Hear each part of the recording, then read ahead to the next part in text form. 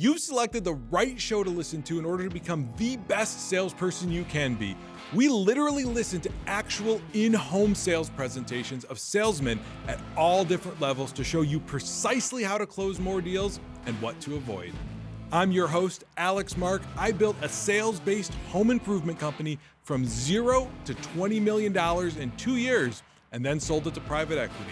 And I'm here to help you become the best salesperson you can be and put more money in your pocket. And welcome back to another episode of the First Call Closer podcast. Today, we are joined again by Jeff Gear, the CEO of Revamp Companies. And over here on my left, we have Kevin Gallagher. Kevin, what do you do? I'm in sales. Okay, good. You're in the right place then. Good. What product do you sell, Kevin? Fences and decks. Fences and decks. All right. Well, we're going to dive into one of your recent Rilla recordings today. But before we get there, you were sharing before we started the recording here a little bit of a preempt of what was maybe missed in the Rilla recording before you hit start. Can you tell the audience a little bit about what happened before what we're going to hear today? Yeah, sure. So I didn't get quite to record it on time, but when I first got out there, she was not the most pleasant to start with. She wanted a quote for both a fence and a deck, and I was kind of trying to isolate which one was going to be the most priority. And she said none of them were a priority. She just wanted a price on stuff and for me to get out, just measure it and leave. So it was an uphill battle from the start. So how'd you take that and turn it around? Because the recording here was almost 2 hours. So you obviously were able to turn it around, and we only jump in the recording where she's pretty happy. It sounds like I would have never known that. So what strategies did you use or say to her to get her from give me a price and get out to what we're going to hear in a little bit? It was a little bit extra with the warm up on there. There's quite a bit of that recording where we're talking about vehicles instead of fences and decks, but it was kind of just it's talking about pricing and everything else, but just getting her to open up a little bit and kind of engage with me more. Yeah. Well, let's start listening and jump in. So this is at the 12-minute mark from where we started, probably maybe more like a half hour actually into it. And we're going to hear a little bit about that car conversation. And it only had like probably 30,000 miles on it. That's where they get you in mileage. Oh yeah. I was like, so it was a no deal, and then they pulled this out, like the mini baby of it. I like that car. But it gets almost like the one that I drove. It was an LS, not an LT, but it had like 28 average on the miles per gallon. So I'm like, good. I need to go take it in to get an oil change. So I wanted to put this in here today because, well, it has nothing to do with fence and deck, obviously.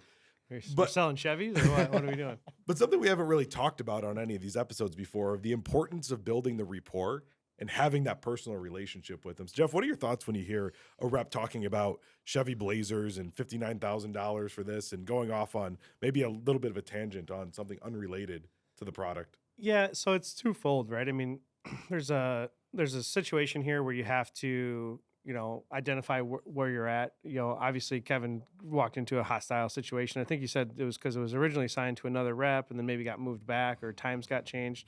So she's obviously upset, for that reason. So he's kind of walking into a hornet's nest, and really the only way to diffuse her is to talk about the things that she wants to talk about, which at that moment in time didn't appear to be fences and decks, right? Right. Anything but fences and decks at that time.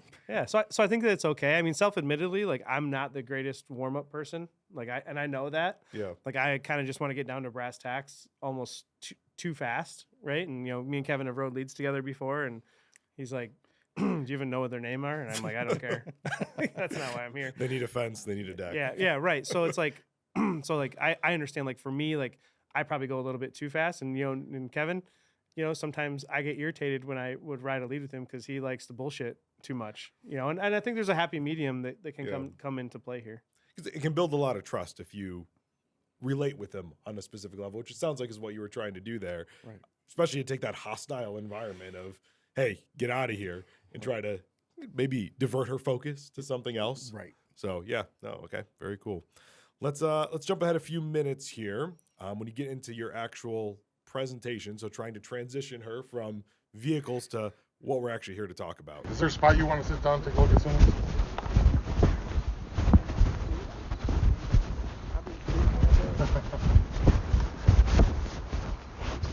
So before we get into the actual presentation there, though, you're asking her to go somewhere else. It sounds like, right? Because I'm assuming you were out. If we picture, you're out on a lawn doing an inspection. Right. What's the reasoning you didn't just do the presentation there? I want to get to the table. I want to be able to kind of have my iPad out where they can see the visual for it. I can work on all of the numbers that I need to work on. Bringing them to the table significantly increases any chance of closing that deal. Do you get a pushback from people that say, "No, I don't want to go in my house"? All the time. All the time, really. It's a lot of he actually started carrying an umbrella with him in the summertime. Yep. Really? I got a little telescoping stool that I'll sit down and kind of work off of the back of it, and yeah. Okay, so if someone says, "Nope, we're not going inside," you just make do and set up shop in their yard. Right. I mean, a lot of it, if they're looking for a fence, there's a dog, and sometimes if the dog's kind of aggressive, they don't want me inside the house, so they'll kind of, let's do it right here. Let's, have the conversation, which we got to do. So, but we're always pushing to get into the house. I think some of it comes down to like the products that we sell too, right? So like, doesn't matter if it's a coating, a fence, or a deck. All of those are exterior products, if you will. And it's not like when you're selling a roof, you got to go to do an attic inspection. Windows, you're checking locks and things inside. You don't have a reason to go inside. So they're not. We try to set it up so that we're going to on the front side, but like some people are just pretty resistant to it. I think like maybe they're like not expecting it. And sometimes that taking out that stool and looking that I'm going to be comfortable there will force them to be like, well, I don't want to stand while you're sitting, so why don't we go inside? And I go, okay, that's good. That works. Kevin's cheap. He only brings one stool. Only bring one stool. You're like, all right, if we're gonna be outside, I'm sitting. All right. He was getting beat up a lot actually in the sunlight this summer. He's like for like a 2 weeks straight. He's like, I'm having a hard time getting people to go to the kitchen table, and I was like, I don't know, get an umbrella or something. So like, and if I was him, I would just like position it like just so it covers me. You get like a little personal pop-up tent, put out there a little I had table. one on the 3rd of July where he pulled the patio table out, so I sat in the sun and he sat in the shade. And my iPad overheated, my phone overheated. I was just sweating bullets. He's like, we're gonna move this along. Yep. He saw the red hair and he definitely got me right in direct sunlight. Awesome. All right, let's jump back into the recording here. So a little bit of background on us: 15 years of experience in the home improvement industry, family owned and debt free since 2015. We own the process. We are the manufacturer, shipper, installer, and warranty holder. We're sister companies with TSR, the concrete coating company. Okay. We do the garage floors. Yeah. Started out in Lena, Illinois. Now it's largest in the country with 33 different locations.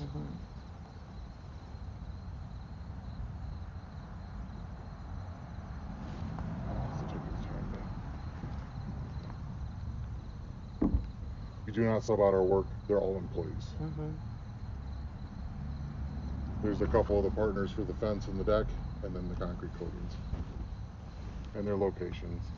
And I don't say this to brag, but when we start talking about lifetime warranties and stuff, we want to make sure 15 years down the road they're gonna be around. Qualified Remodeler does the top 500 contractors in the country. Jeff, what are your thoughts on that company story? It's pretty shitty. It's not. You hit on points. You hit the points. What I would say is that not a lot of interaction with her. She's doing a lot. Yep. So we have to figure out a way to break that up whenever we hear that, and we have to figure out what of any of those things that you said is going to be important to her, right? Right. And the only way to do that is by asking her and slowing your cadence down a little bit. I think is like probably the biggest thing that you could do. The points are there, right? I can tell you're going through the slides, right? So you're doing what you're supposed to be doing, but just sometimes doing it in a way that is not going to get you what your ultimate goal is. Which really, when it comes time for her to choose to use a company, what's going to be important to her? Sure. What deciding factors is she going to use to pick a company? Yeah, the other thing that I picked up on really there is the tone of voice changed quite a bit from when you're talking about the car, you're like excited about it, to then you get to, all right, let's talk about us. We got employees and no dig system we get into in here. There's not a lot of excitement there, right? Sure. Yeah. I mean, in the beginning, when I was like 15 years of experience, I realized that I was talking very quickly on that for the first process. And with her going, yeah, I kind of slowed my cadence to hers a little bit when I probably should have increased it to kind of pick up hers. Yeah, Jeff, what are some strategies that reps can use when they're going through something and they're not getting a lot of interactivity and they can feel like the customer's like, they're thinking just move it along, next slide, next slide. You have to slide. stop. You have to stop, and you have to ask an open-ended question that doesn't give a yes or no answer. That's the only way you can break that up. Is in sometimes you have to do it in a way that is maybe pretty awkward, right? Like where you're going to say something to the effect like, "Hey, it doesn't sound like anything that I'm saying. Like we might not be the company for you because you don't sound interested at all." Normally, whenever I tell people these things, they're impressed and they're excited to do business with us. When it comes time to you to choose a company to do a project for you, what are some things you look for? Maybe we're not it, right? And then kick it back to, oh no, that's not. I'm just tired. Worked, whatever. Like, okay, great. Anyways, what are some companies or what are some things that you look for, right? And I think it's very important as a sales rep to understand when we're being head nodded, right? I always hated that when I was in the house selling their head nodding. I'd ask them a no question just to break it up, because like if you get them doing this too much, then you're heading down a path that they're not listening to anything you're saying. Right. Because you ask them a no question and they're still saying yes, then obviously you've lost them, right? And so you've got to either backtrack or you've got to figure out a way to get them on page with you. Interesting. So really having a pulse on what's going on, because it's one thing to just go through the motions, read your script, go through the slides, but if you don't have that buy-in and that interactivity from them, is there even a point in doing it? Well, I don't think so, and I think that's the whole point with using the first call closer program with the active demo in the beginning part, and then transitioning that into the price presentation. It should be very involved, and I think we've actually done some modifications to our presentation, Kevin, since you've done this to help make it a little bit more interactive. Right. Yes. Yeah, definitely. All right, let's keep listening on here, and let's get into the product specifics. So whenever, instead of taking and digging up and putting in concrete in a 4x4, we'll take a 1 5/8 galvanized steel pole, drive it down with a pneumatic hammer 4 feet in the ground. So we won't tear your yard all up. You can also do it in about a day. Correct. The bottom rail and the top rail are 7 inches. So some of the ways that you can tell between cheap vinyl and good vinyl. The first one is the railing size. If the railing is about 3.5 inches, it'll start to sag.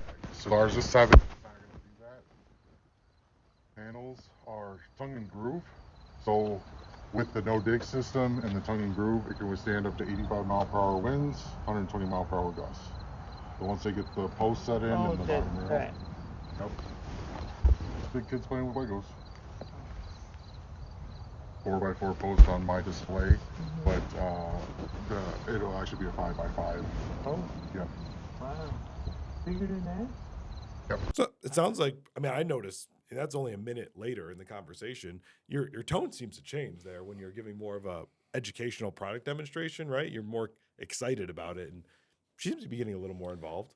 Well, you can tell that you've intrigued her because it's now it's going, oh, okay, A little bigger than that. Yeah. You can tell she's definitely more excited. She probably my guess is she had no idea that we could do a no dig fence system, right? Right. And so because she sounds excited about that, we need to kind of hammer that down a little bit more. Right. And there's multiple ways to install a fence. We do it this way. Here's how the other ways are, and then. Is that even an option for you?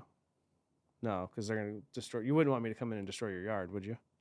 Right. So it's things like that. And then as I'm, listening there, like you've also intrigued her in a couple other ways too. So it's like just making sure that you're keeping mental notes on what to hit on, moving forward. Mm-hmm. Exactly. So, but you can get this from Home Depot, Lowe's, Menards. That's why people know the name. But they spend about double the amount that they do on wood, and then it rots out in the same amount of time. Really? They say that this is 95% recycled material, and if you smell it, it smells exactly like wood. Oh yeah, I see a lot of sawdust. stuff Yep.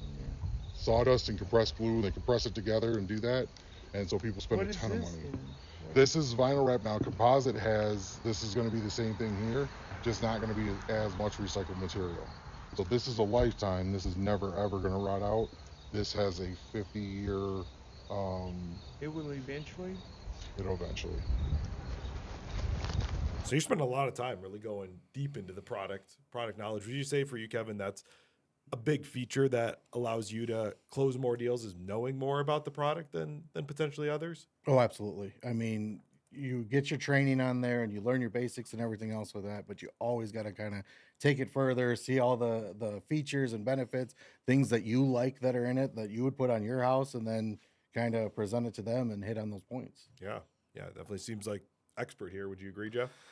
Yeah, I think it's also important. One of the things we've been hammering down on these guys with is is becoming an expert in your field, right? And especially with decks, right? So one of the things that's crazy with decks, and I think Kevin would agree with this, is that there's like 5 different like main style of decks that you could do. All the way from wood all the way up to a mineral based. I wouldn't want to call it composite, but a mineral based board.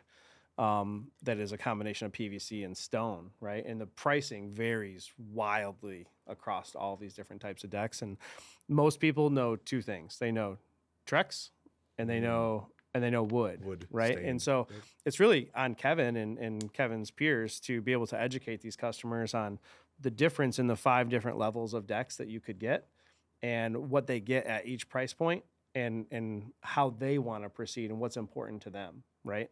And I think, we have that in fencing, but not quite to the degree that Dex is. Dex has this like wild span of products, and the customers have literally no idea what they're buying. It's pretty crazy. Interesting. So there is a tremendous amount of education that has to go in order to command the value and the overall pricing that's there. And I'll tell you that, I mean, what they were talking about in there was I actually ordered a piece of Trex. So I have it in my kit. Oh, and you bring it with you. Then I take it out and show that, the vinyl wrap only goes halfway down. And then I think one of the most powerful ones on there is it smells exactly like wood because it is 95% recyclable. I make every customer smell that piece of Trex. And then I get their senses going with, hey, this smells like wood. Why am I going to spend more money on this for something that smells just like wood? Yep. It's basically wood. Exactly. Right. Very cool. Very cool. Next question here is one that I don't hear asked often in these recordings, but I think it's an important one. We'll see if Jeff agrees. Have you got any kind of estimate on the fence or the deck, whether it's in wood or? Have I ever gotten one? Mm-hmm. No. Okay. No. So Why is that an important question to ask? I think it gives you, because he's probably, done a cost versus value or some type of. I think we're getting to that price. here next. So he's probably setting himself up to say, have they got an estimate? If they did get an estimate, what did they get an estimate on? Mm-hmm. And is it going to be the same type of estimate or in the ballpark of where I'm going to be, right? So I think it's really just more about like knowing where you're going and how you're going to get there versus really caring what the estimate is. And also, I think it also, what type of buyer do I have, right? Do I have a shopper, right? I mean, we've all run into those people who need to get 3 to 7 estimates, 10 estimates, right? Or do I have a buyer who's only going to get 1 or 2, right? And to pick the best. And if I'm only going to be with the one with 1 to 2, or even the one that gets 10, how can I best educate that customer to choose Revamp every single time? Do you think it's a benefit or a negative if someone says they haven't had any estimates and you're the first one out there? Do you want to be first or last? I don't think it matters. To me, I think that if they already have an estimate, it's easier. Sure. Right? Because we're not fighting I got to get more estimates. I got to get 2 more estimates. Well, you've already got an estimate. I think what we find in Fence and Deck a lot of times is that the possibility of them having an estimate prior to us coming there, especially like in the busy season, is not high because it's these guys just don't. Other companies just don't show up. Right. Like they just don't show up. Right. Well, that makes things easier and harder, I suppose, in the winter. But because they think they're going to get another one, right? Yeah, right. How many times have you had like a guy tell you like, "Oh, I'm going to get 3 estimates," and then you call them back in like 2 weeks, and they're like, "Yeah, so still haven't got the other 2 because the other companies don't show up," right? And that happens like far more frequently than I think people would think. Interesting. All right. Well, now we transition from that to where you actually get into what Jeff was talking about, your cost versus value. Now, I see this all the time in people's presentations. They have a cost versus value slide. And I think it's something a lot of times people just gloss over. They talk about, you've heard of Consumer Reports, and this is cost versus value, and we're similar to that. But what you did here is pretty incredible, I think. So we're going to listen to the whole clip. It's about 1.5 minutes and break it down from there. So we don't do wood, but I get my numbers from Cost versus Value. It's the sister company of Consumer Reports. So they take the estimates that they get for roofing, siding, windows, fences, decks, and then they compile them into 3 categories of cheap, average, and permanent. Because depending if someone's going to be planning on moving or anything else like that, they want to know all their options that it's going to be. And it'll be a little bit different to do a deck here than it would be in California. So for a wood fence, which they would consider the cheap, because they say that's going to last about 7 to 10 years on there, 115, it would run you about $57.50. The deck, with having to be a rebuild in wood, you're 196 square feet. You'd be around $14,700. Now, what they say is that it's going to last you 7 to 10, and there's been a 3 to 5% increase in the home improvement industry after the last 30 years. So if you had to do it again in 10 years, that 14.7 is going to be running you an extra 7 on there, and you're going to be looking at 21. And this one's going to be an extra 2,500, so you're going to be looking at 70, 83, 50. And a combined, if you had to do them both twice,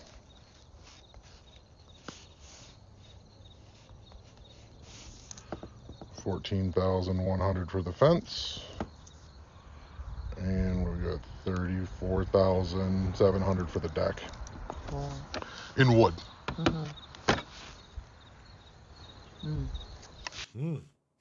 Is what she said. Now, I think if you're listening to this at home, you may be thinking, well, did Kevin just drop price? Did he just give her the quote? Well, no, not at all. But while you did talk about pricing, it's very heavily, I think, price conditioning, right? Yes. Talk us through what you're trying to do in this moment. Well, a lot of times if they don't have an estimate or anything else like that, they have a number that they've kind of came up in their head, whether they're going to tell you or not. And most of the time they're not, going to say what they think it's going to be. And that's why I like to ask at first if they've had an estimate, because I'll just use their estimate number from, if they said that, the last guy came here and he said it was going to be $8,000, and I'll just, instead of doing, I'll say, okay, let's say it's $8,000, and then I'll go through the sheet with them, same way that it would be done in wood on there. But yeah, it's got to get them to the point of, and I'm watching reactions while I'm writing this stuff down of, how is she feeling? Is she getting nervous? She's looking at these pricing, sometimes I'll write down the wood one and they'll say, I'll take it. And then go, well, hang on, let's go through this whole thing before you say you're going to take it. But that's super helpful to know that, hey, if you were at that price point, it's a done deal. That you're starting to get a sense of their budget too, at that point. Right. Yeah, Jeff, was that a good way to lay down cost versus value? So I think it was very close. The one thing that I would suggest is that don't tell them how much it's going to be in 7 to 10 years. Ask them. Okay. I don't remember what her name was. It doesn't matter. What was Sally. Sally. I'll just use Kevin's name. Kevin Sally.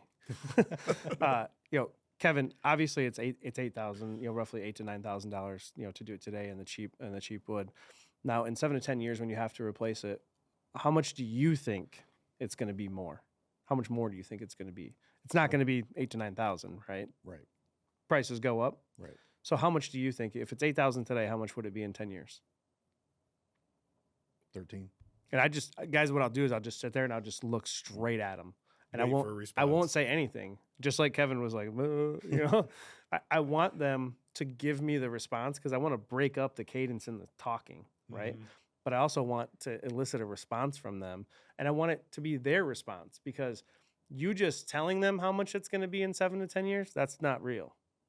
Them telling you how much it's going to be in 7 to 10 years is real. Now, if they come back and they say, well, I think it's going to be $7,500, it'd be great. What have you bought in the last 10 years that's went down in price?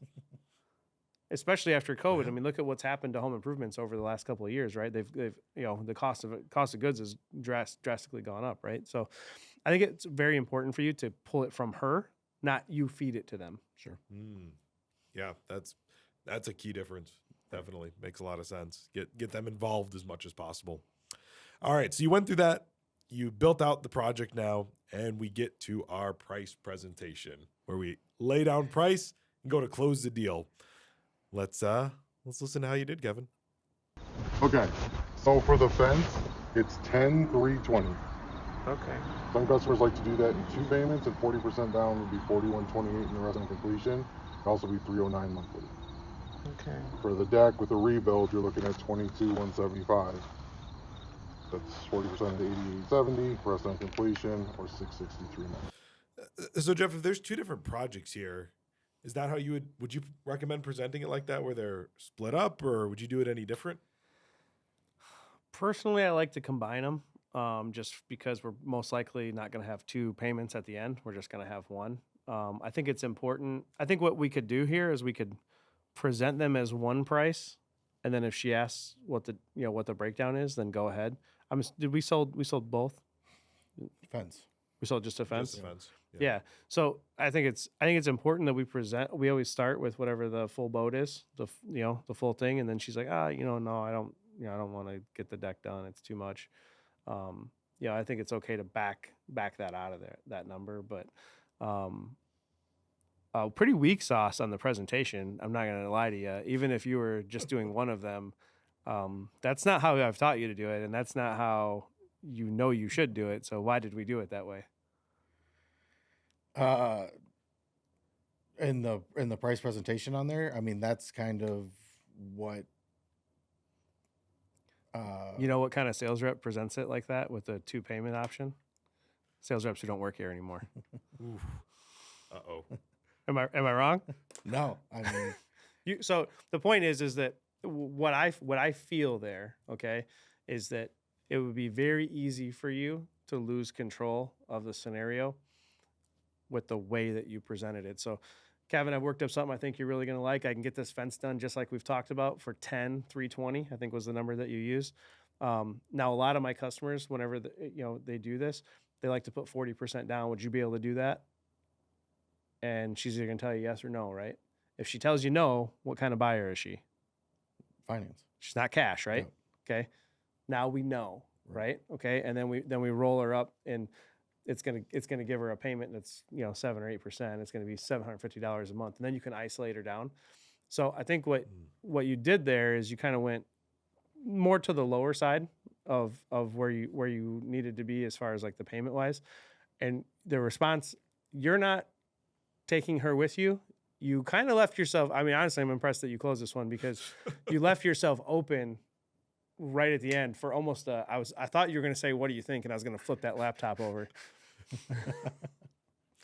Well, we get close to that. Let's see.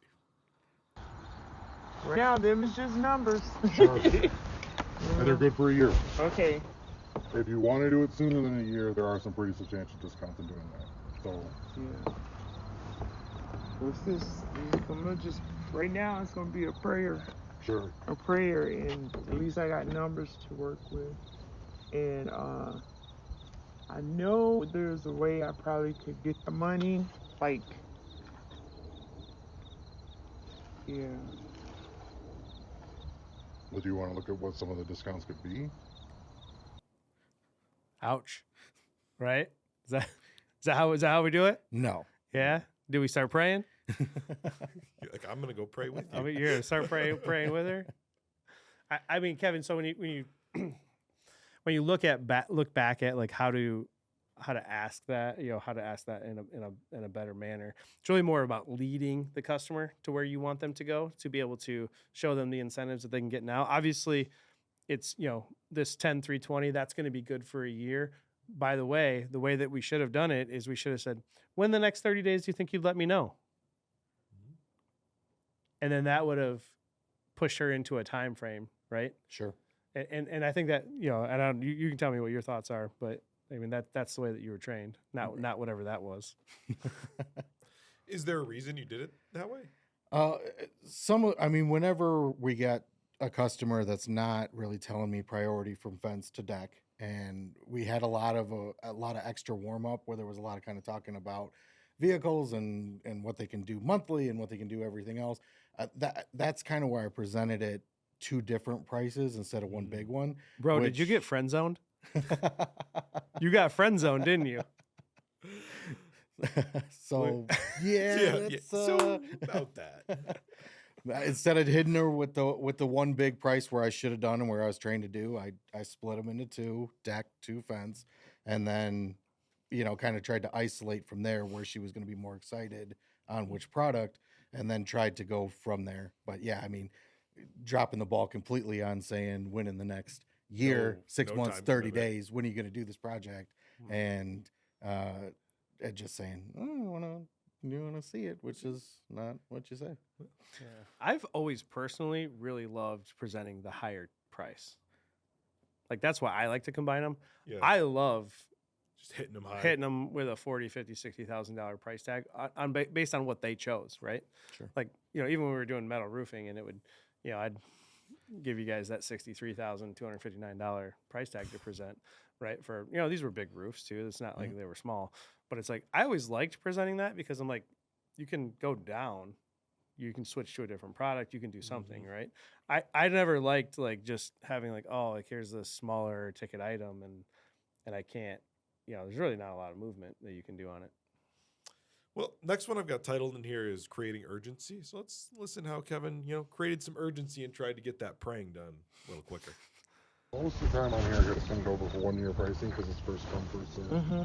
And there's 3 guys. Well, Chad's sick today, so there's 2 other guys out there that are trying to fill out the dates as well too. Normally, when it's sunny and nice outside, as opposed to whatever this is today, I don't know. This is we had nothing. Usually they go pretty quick on there. I mean, I have one payment after this one that I would try and fill up the 10-7 date for. Yeah. But Okay, if I could talk to my one daughter, Asia, then that wouldn't be a strain on me right now, because she said even if she wasn't here, she would help me, so I do have some steward money, safety money over to the side to get it. All right, so now we got a daughter involved in here. She brought in a third party that's not there, I assume, right? They were circling the driveway, waiting to park back in. Yeah, they both. Oh. There. Yeah. So I was parked in the driveway. They were kind of just circling around, Hovering around for the 2 waiting. hours that I was, that I was there. So Jeff, how should one approach it when now we've gone from praying? I was gonna say we just switched our we prayed objection, about right? it, and now I got to talk to my daughter. Yeah. So Kevin, when it comes time to do this, is there any reason other than price that would prevent you from moving forward? Right. Right. Well, first time she's gonna say praying. Okay. Outside of having to pray for it, is there any reason other than price? She's gonna say no. Right. Well, then you're gonna get down to daughter. Okay. And then I think what we didn't do is we didn't pre-close very well, and we didn't, before we presented price, we didn't say, hey, is there any reason, once price hits the table, it is what it is. But is there going to be any reason other than price that you wouldn't want to move forward? No, it's just going to come down to the price, right? Got to be affordable. And you used to be very, very good at that, of drawing the objections out, right then, because it's important for you to know that before you go into the close, because you didn't know, she got you right here. You didn't know that there was a third party that was going to be involved in this, and I'm sure what you had to do here, and this is probably going to hey, let's get her here. Yeah. I'll move my truck. She can park in the driveway. Let's go. No, we didn't do that. Is there a number for the monthly that you kind of want to shoot for that you want to be at? I mean, no higher than. I mean, I know you said it's kind of a stretch, so right close. You're like $300 a month right now, right? Right. Jeff, you like that? That was a good. No, what that tells me. So we have a rule, and he knows this rule. Kevin, what are the 2 things you have to have before you call me with a higher authority close? I got to have commitment on the monthly, and I got to have one on for the down. Okay. Do you have either of those? No. What are we doing? We are bass backwards right now. What? So this next thing you said is wrong? But how about I call the owner, Jeff? so that was wrong. He had no. Okay. why do I make sure that you guys have to have a down payment and the monthly payment before you call me? Because it's going to be another one of their excuses whenever you Okay. say, you know, we can do it for X amount, and they, oh, I don't have the down. I can't do the monthly. And we didn't get to the. You're suggesting to call me. You didn't. There's no affirmation Right. clause there. There's no. If I can do this for you, you would move forward, right? Mhm. Right. Okay. We don't have any of that. No. Did I take your call? I don't think you ended up having a call in here. Did you call him this I one? don't believe Maybe so. he didn't have No. to.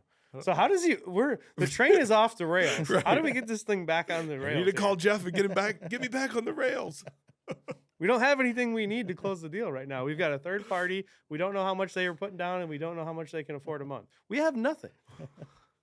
I mean, if that's going to I take think I would like the fence done, and better or less it's expensive. we getting ready to Yeah. change up, and yeah, I think if you could write up some numbers or talk to him, and then if I did make a hard decision, I would rather go fence first and just get that out of the way. Just write it up, send it over. What do we do then, Jeff?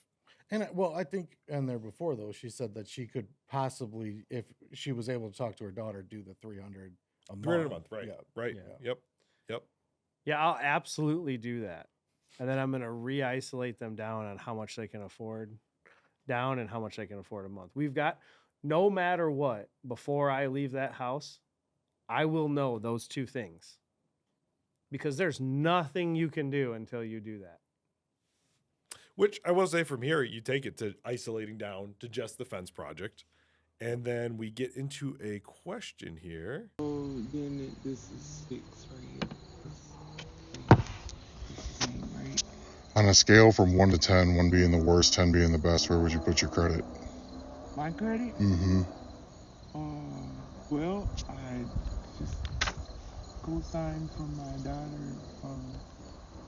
She goes on for about another 2 minutes talking about her credit there to ultimately tell us it's in the 700s. I don't know, Jeff. What are your thoughts on that? Should we be asking on a scale of 1 to 10? What's your credit at that point? You know, I personally don't. I do know that, you know, some reps do that, and it's not the end of the world, right? But does it change anything you're gonna? Makes no do? difference to me because I can't control their credit. Their credit is what their credit is, right? What difference does it make? It's not going to change the financing plan I'm going to offer them because I've isolated them down to a particular payment that's going to fit a corresponding plan. So there's really nothing I can do there, right? The ball's out of my court once we go to apply for the financing and they've agreed to a down payment and a monthly payment. So I understand why he did it. It's probably because it got her. The monologue changed from him talking to her. He probably garnered a lot of things of financial history about her at that point. Oh yeah, she laid it all out there. She told you the whole life story, which we won't play on this, but yeah, she goes into detail. Well, I think that also talks about the rapport that he built with her, right? You Right, wouldn't say those things with somebody that you didn't trust. Absolutely. But, Well, it would take me about 5-10 minutes to get the pre-approval for it.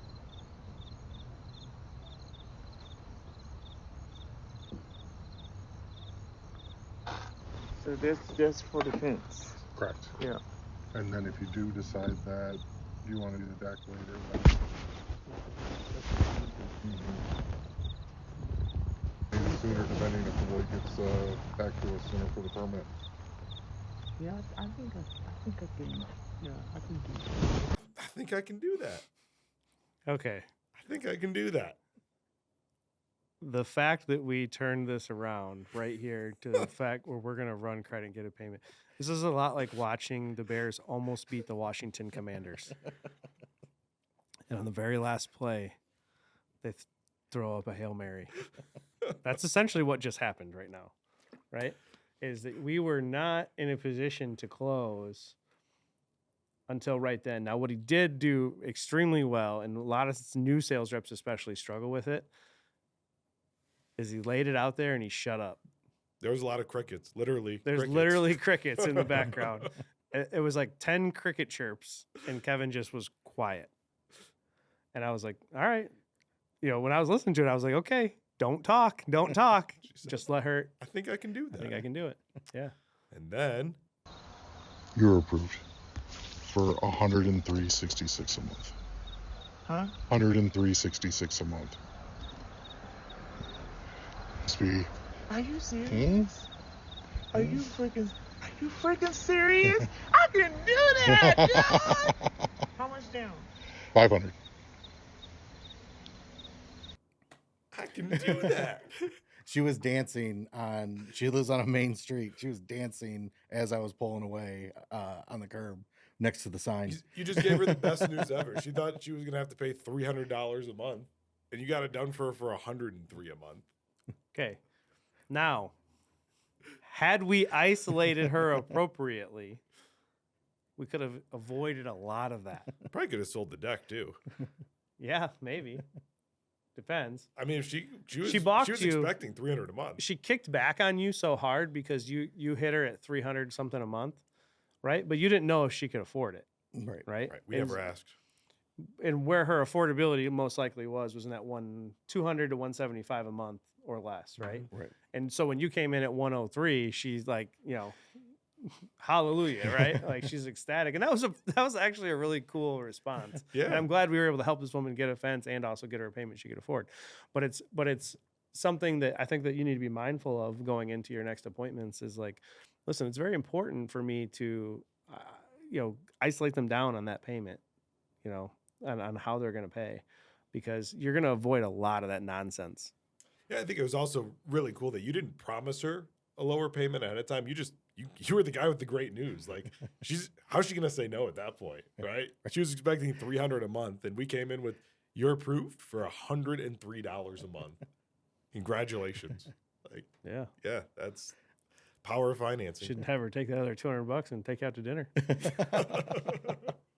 Well, listening back on this now, I mean, she definitely was the one selling me before I got to any of this that she didn't have the money to do it. And Right. she, probably could have got the deck on there for it if she wasn't selling me whenever I should have been selling her. Mm-hmm. Focus more on the payment and affordability and less on the overall, I think is the kind of buyer she showed us she was. I mean, even the down payment, she's wanted to put that on a credit card because it's not about the overall, it's about the monthly. Right. So I think that's biggest takeaway for me on this one is definitely lean into the financing.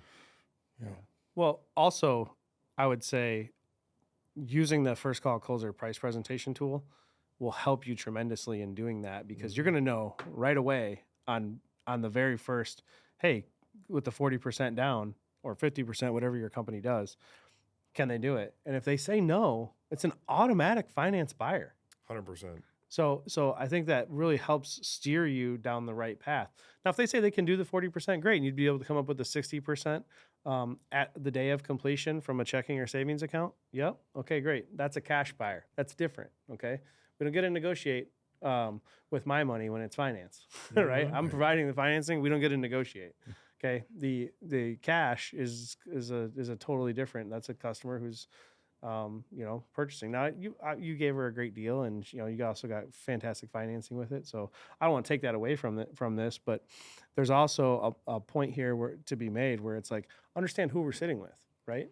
And let's not talk about things that aren't important to them. Because if you had to talk to her about spending, taking a discount, and I see reps do this all the time, it blows my mind, where they're like sitting with a customer for $10,000 on a project, and then they discount it to $9,000. They don't care. They don't have $9,000. Right? She didn't have $9,000, but she had $103 a month, and she was still able to get the project. Yeah. Don't discount other people's money. Exactly. 100%. Well, guys, this has been fun. That's the end of the appointment. You obviously sold it. We got the fence done, and now I'm guessing you're going to give her a call back and say, hey, we can get that deck done for just another $122 a month now, right? Right. But thank you guys so much for joining us. It's been a lot of fun. Yeah. Thanks, guys.